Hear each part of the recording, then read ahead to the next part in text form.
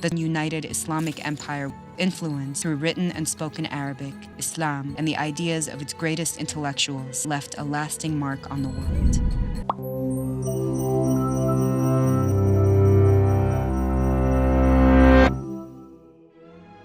In the 7th century CE, one man started a chain of events that would change the world order for good. The Prophet Muhammad united the people of the Arabian Peninsula through the formation of Islam. These people included both nomadic Bedouin tribes and the inhabitants of oasis cities like Mecca and Medina.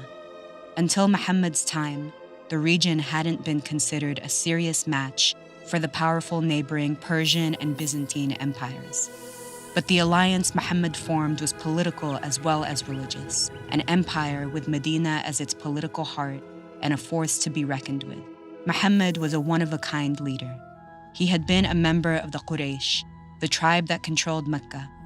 After Muhammad's death, those close to him deliberated who should succeed him, a contentious question. Abu Bakr, Muhammad's father-in-law, emerged victorious and became the new caliph, or successor. Over the next 30 years, 4 caliphs, all from Muhammad's tribe, conquered vast areas beyond Arabia, including their mighty neighbors, the Persians and the Byzantines. But as the empire expanded, dissent within it grew, and a civil war erupted. The 4th caliph, Ali, was assassinated. Afterwards, the Umayyad dynasty came to power. The Umayyads were from the same tribe as Muhammad, but from a different rival clan. They extended the empire's reach from present-day Spain to India and made Damascus their capital. But an empire this vast, full of many different peoples, was at risk of conflict and fracture. The Umayyads stabilized it by replacing the ruling elite in conquered territories with Muslim officials, while largely allowing the day-to-day customs of local populations, including their religious preferences, to continue. Arabic was used as the administrative language, unifying political affairs across the empire, but people continued to speak and write local languages too. Still, many in the empire were dissatisfied with Umayyad rule and questioned the dynasty's legitimacy. The Abbasid family capitalized on these sentiments, promoting themselves as more direct descendants of the Prophet, though their actual relation to Muhammad was more tenuous than they claimed. They overthrew the Umayyad Caliphate in 750 CE, becoming the second great dynasty of the Islamic Empire. To establish themselves as the new rulers, they relocated the capital once more, this time building a new city, Baghdad.